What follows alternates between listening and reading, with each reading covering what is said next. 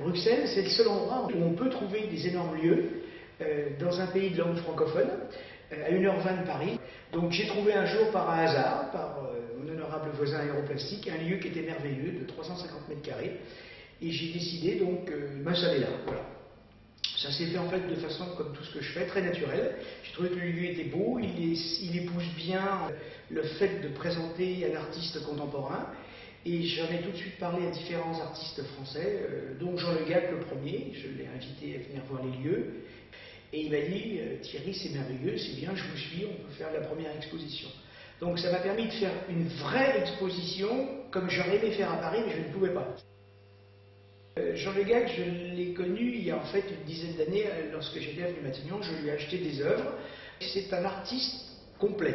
C'est-à-dire d'abord, c'était un artiste qui était avec Boltanski, Annette Messager, Sophie Kell, qui est un artiste conceptuel en fait au départ, puisqu'il utilisait le texte et la photo. Souvent, il n'y avait même pas de relation entre eux, mais il avait son devoir d'artiste de tous les jours peindre, de tous les jours écrire, de tous les jours photographier, et de tous les jours, en fait, vivre sa vie d'artiste. Et ce qui est merveilleux, c'est un homme qui est encore jeune, à 70 ans, et qui a en fait 50 ans de création.